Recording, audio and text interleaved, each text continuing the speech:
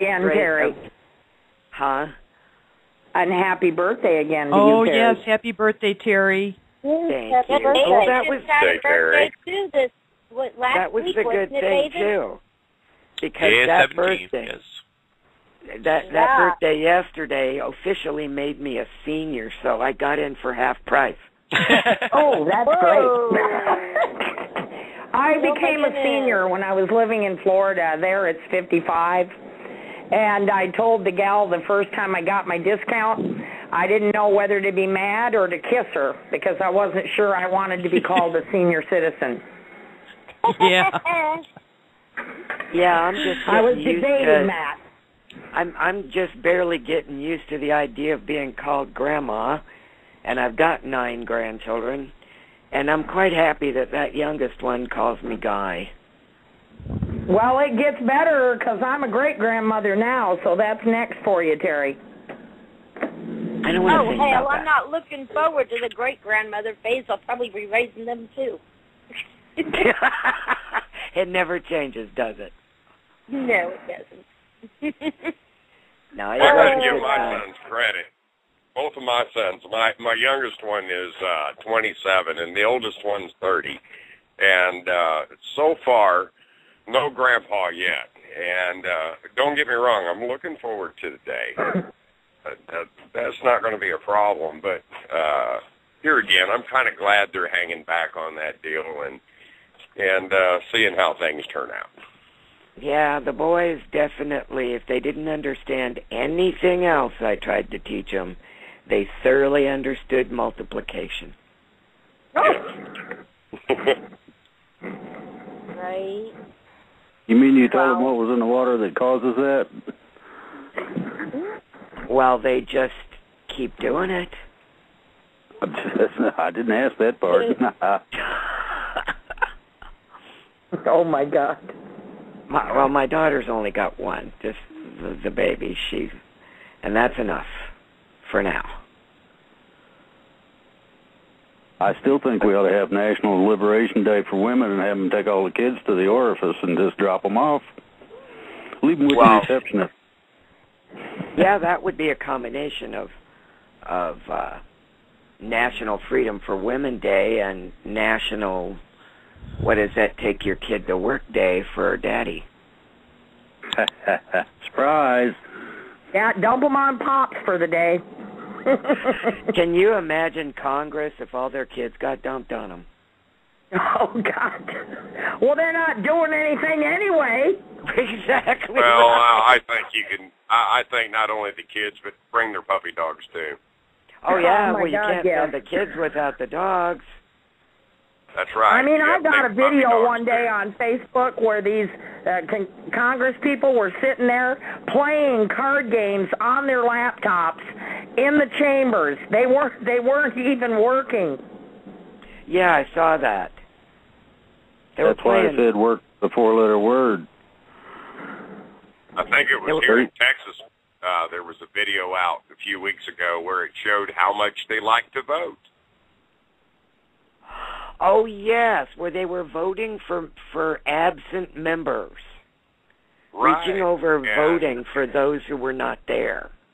And double and triple voting in some cases on certain subjects, yeah. Ain't that voter fraud? Yeah. And right on camera, too. But do you see a big uproar on NBC News on that? No. Of course not. Yeah, well, I've got a problem with that since they don't even count our votes. Exactly. Sure they do.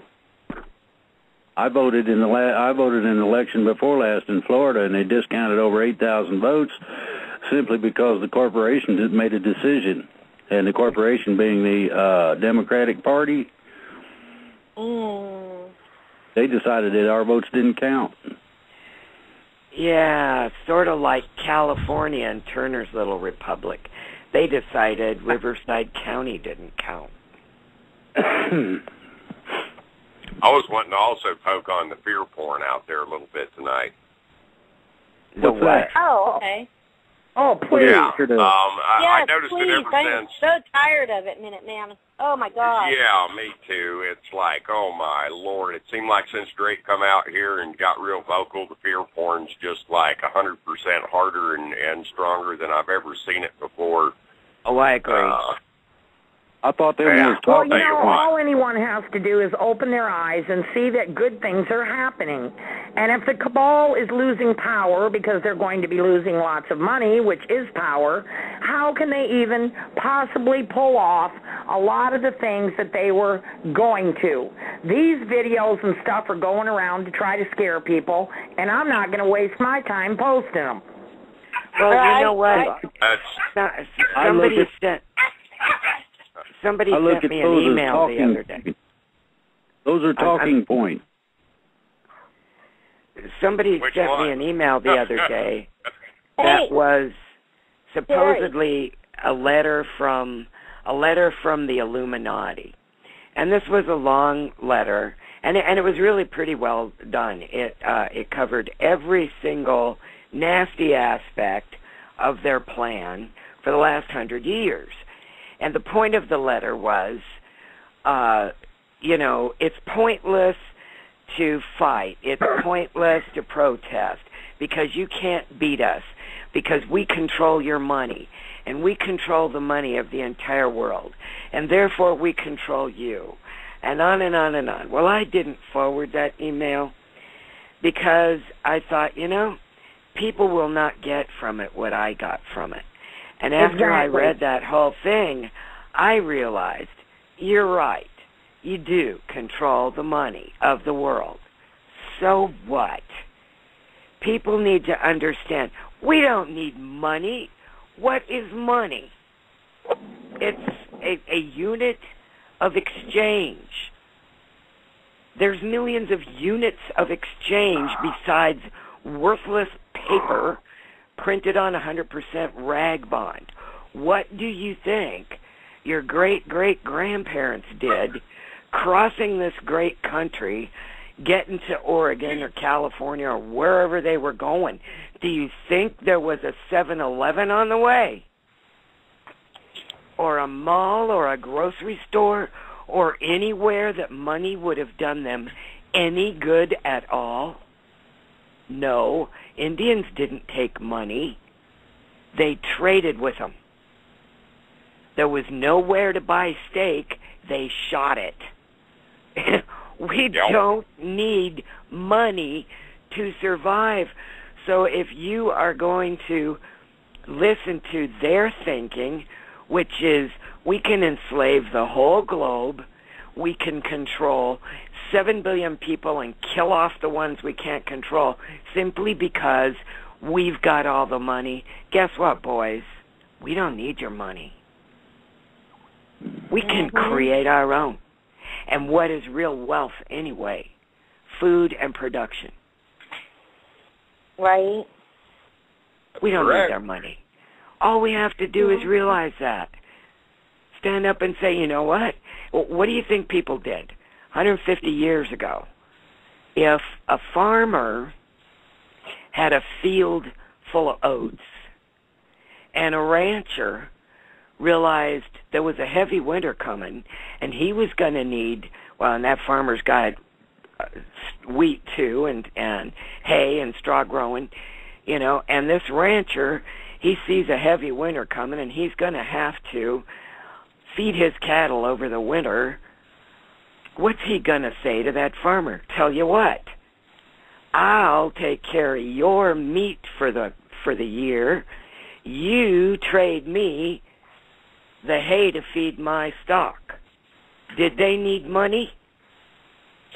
No. No. And another rancher's barn burns down. So everybody says, okay, next weekend, we're all going to go to his place and we're going to raise a barn. Did they need money? No. All the wives got together and fed them while the men worked their butts off raising that barn. We've got to remember, what is money? And on top of that, our money is worthless. It's not even backed by anything. So why are we making? Yeah. So why are we making such a god out of it?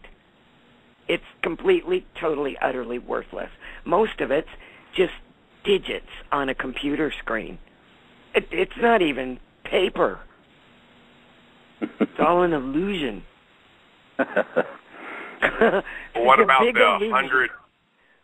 And then we've got the 100. What was it? 100 to 400,000 man army coming from Russia to invade the United States. Oh, I know. Yeah, the number gets higher. That was a doozy there. Yeah, the number gets higher each time we get an email asking about that. I know. Didn't it start out with? I believe that centered from an article in the European Times, Scorcha. I believe it's Scorcha Payal. Sorsha Fall. Yeah, Sorsha Fall. Yeah. People happens to be an intelligence officer. Yeah, Scorcha Fall. Fall saying everything. In other words, believe that. Yeah. And didn't it start out, Rick, with 20,000? Yes, something it did, like Terry. that. The number just seemed to grow as the fear porn seemed to get out there further and further, and I kept trying to tell folks. And now the entire and from what I China's understand, on the way. We had sources that were keeping an eye on things, and 22 Russian soldiers, I believe, showed up. Well, do you know how I checked that out? When people would ask me an email, I said, look at the Denver Post. The Denver Post had an article in there that 20 soldiers were coming to train for the summer. Now, don't you think the Denver Post would have put something in there if 200,000 were coming in? Wouldn't they have to rearrange the city? I think that a rearrangement of the city would have been proper for that occasion. And to accommodate. Businesses might have had to, rearrange their schedule, whatever, to accommodate 200,000 troops coming in. So I pointed those people to the Denver Post, and I said, they say 20. So where are you getting this information from? Well, I heard it. Well, that doesn't mean anything, And if those 20 were on their way to do anything that the fear porn says they're on their way to do, they would have had to have been drunk on vodka anyway. Absolutely. Right. Well, I hear also, that by August they're supposed to be bringing more in. Well, okay, let's say 22 times 5. That's what, 110 soldiers by August. Oh, Lord, we've got a big problem there. Oh, look out. Yeah. Well, it's going to cost us more vodka. Well, what about the martial law by July 1st, is it? Yeah, July 1st. That all United States is going to fall under martial law July 1st. Hello, we've been there since 1860. Hey, Drake, would you comment on that, brother? What? Martial law? About the martial law by July 1st. Well, the only thing I heard was that 99% of the United States military said that if martial law was declared in any way, shape, or form, that they was all going to go AWOL and take their equipment, guns, and ammo with them and go home. And 14 Yep, I heard the same exact thing. That looks like I'm going to have a lot of buddies to talk to. There you go. You sure will, Rick. Yeah, I'm going to have a lot of company. Now that's going to be a bash party. I guess a bash party will ensue after that. I want to see who's going to enforce it. Those 20 guys from Russia? That's my point. I mean, I just can't believe all this fear porn and how much it's being actually ate up by some of the patriot community out there. And we do have people of reason trying to reason with them. Of course, they're going to argue about it and say that well, we just don't know what we're talking about and blah, blah, blah. And the sad part is this stuff repeats itself time after time. I keep reminding them, I've heard this stuff for 21 years. Well, and there's not one soldier that I've spoken to here at Fort Hood who has indicated to me in any way that they see anything that is leading them towards preparedness for martial law. There you go. Well, Yeah, hold on. With 20 soldiers, you ought to be able to take over the executive washroom and make sure there's toilet paper. Oh, God. Martial law in the bathroom.